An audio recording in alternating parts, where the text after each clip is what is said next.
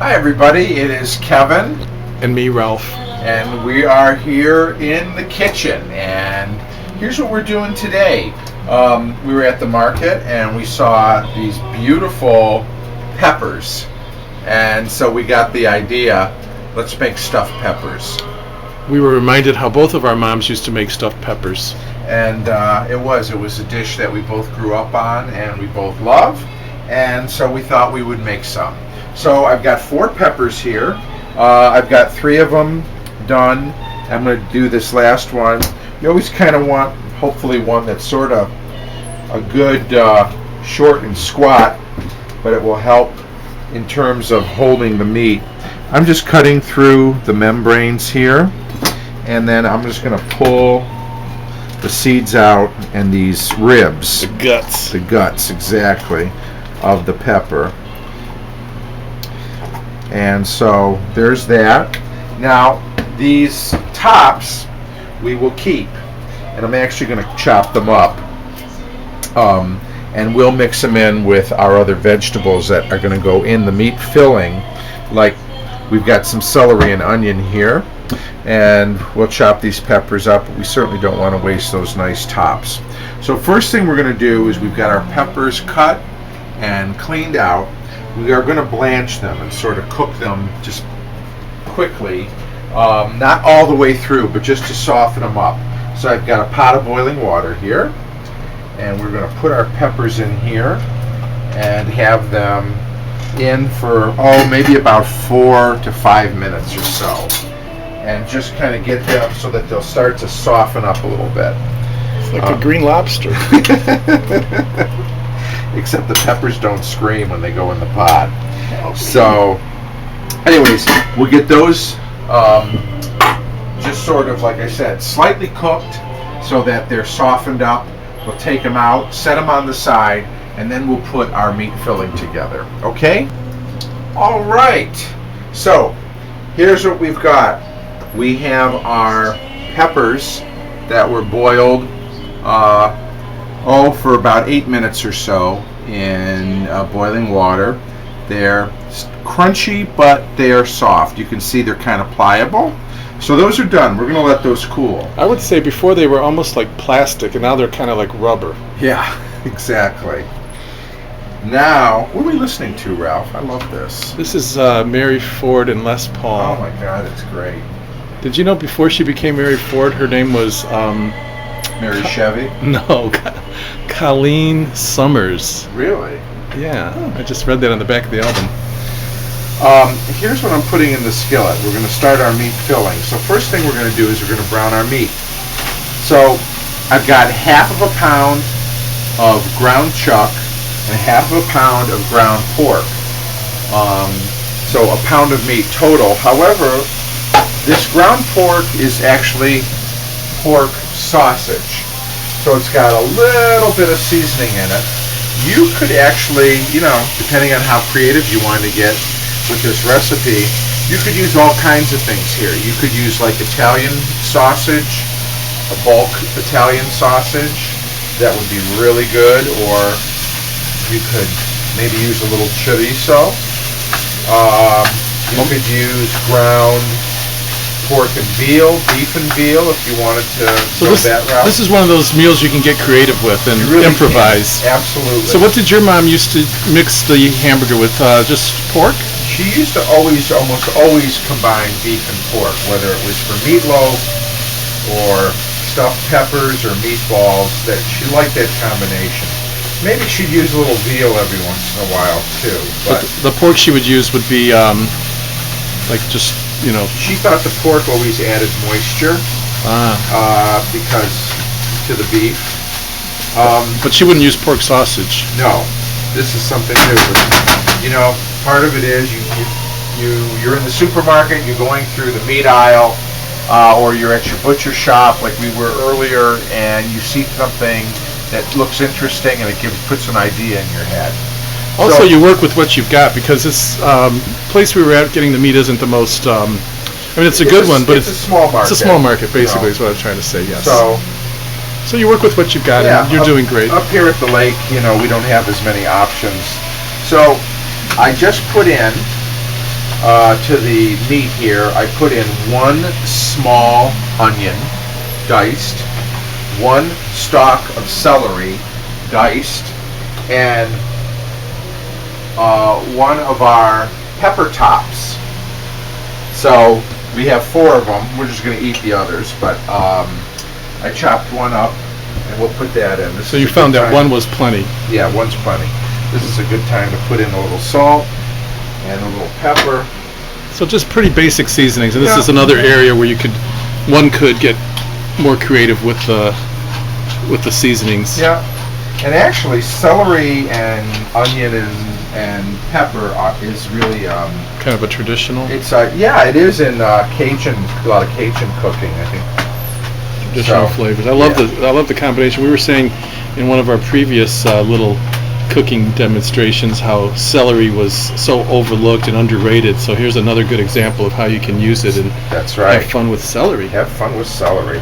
So we're going to get this browned up and cooked up, and then we're going to add some of our other ingredients, which includes some fresh basil from the herb garden outside on the back porch, and a little bit of cooked white rice. So we'll be back as soon as the meat and veggies have done their thing. Okay? Sounds good. We have got the meat and browned, and the veggies are nice and tender.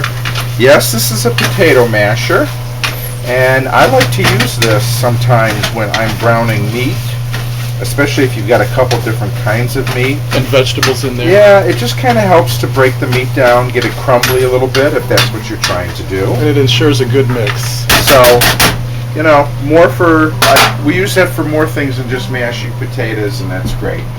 All right, so what I'm going to do now is I'm going to add in, I don't know, this was kind of a small sprig of basil leaves. This is your own improvisation. Yeah, that's just fresh basil from back there. It smells so good. Now, this is 1/3 of a cup of rice cooked. It's almost a full cup of rice. We're going to put that in there. Did you mention that you seasoned it with just salt and pepper? Yes, in case I didn't mention that or you didn't see that, we just put in salt and pepper. So now we've got our basil and our rice. You know, rice is here. Rice serves a couple of purposes here. I always thought one reason rice was always included in some of these dishes is it did stretch the meat out a little bit. Because it's usually pretty inexpensive. Yes. But it also does bind things a little bit. It provides a little bit of starch, a little bit of glue, as it were. So, okay, so there's our basil, cup of cooked rice.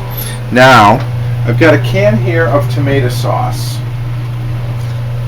that I'm going to not put the whole thing in, but about half the can of tomato sauce. I'm going to save the other half to put on top of the peppers. So tell folks everything that's in there right now. So we've got a 1/2 pound of pork sausage, a 1/2 pound of ground chuck, a small onion, 1 stalk of celery, the top of one of our green peppers. We have a small sprig of basil. We have a cup of rice that was cooked, and we have salt and pepper, and a 1/2 of a 15-ounce can of tomato sauce. And this, ladies and gentlemen, is our filling for our stuffed peppers. So we're going to come on back, and we're going to put the filling in the peppers and get them in the oven, okay? So we have just an 8x8 baking dish here, Pyrex. You could use any kind of casserole, and we are just filling these peppers, the last of them here, kind of trying to get Nature's little green cups. That's right. And of course, you know, the peppers themselves will really give the meat a great flavor. So now we're going to take the rest of our tomato sauce, and hopefully we can get these to mostly stand up on their own. So we're going to take and we're going to put Is that just to ensure that they stay nice and juicy? Nice and moist, yes. And that's just straight up tomato sauce. Straight tomato sauce. Right from the can. Now, if you wanted to, you could put a little garlic in here. I didn't want it with the basil to be too Italian. But you could certainly jazz up the sauce here. Or you could even Hungarian it up with some paprika. Yes, you could. So we'll fill these cups. The sauce will sort of crust up a little bit too on the top. So there's our stuffed peppers. Okay, so we're going to put these peppers now. They're going to go in the oven, 350 degrees. Say about 30 to 40 minutes. I don't have a real cover for this baking dish, so we will make one out of foil, and in the oven they'll go again 30 to 40 minutes, let's say 350 degrees. That'll ensure that they get nice and soft. Nice and tender, the peppers. The filling's already cooked, but it'll allow everything to kind of come together. And we'll be back. We'll get them out of the oven in about 35-40 minutes, and it'll be stuffed peppers for dinner tonight. Okay, we have had our peppers in the stove, in the oven, for about 35 minutes. They smell great. We're going to take them out here.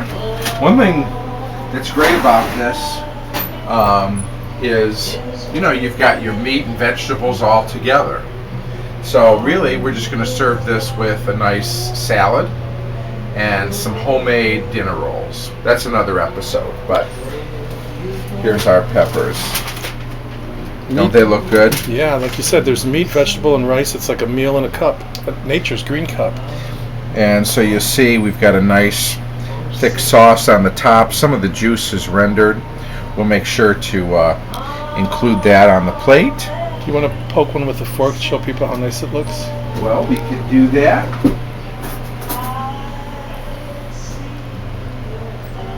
So there it is.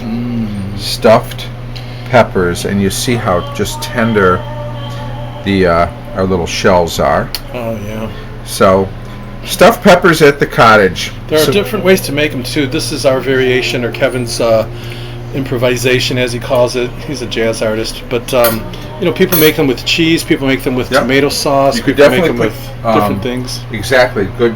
You could put Parmesan or some other kind of great, nice Monterey Jack or some other kind of white cheese on the top. Just uncover it. Let that cheese melt and brown a little bit. That would be a nice touch. The thing is, especially, all over the country, we're getting into summer. The harvest season will be here soon. All this wonderful, fresh, local produce. And when they're selling green peppers, 4 for $1, 5 for $1, how can you refuse? And Stuffed peppers it is. Look at this great meal you can make with that. 4 for $1. Thanks for joining us for another cottage meal. And thanks, Ralph, for putting Les Paul and Mary Ford on. Oh, it's been my pleasure, and I hope somebody watching will enjoy making green peppers as much as we have, and try your own variations. See you next time. Next time. Bye.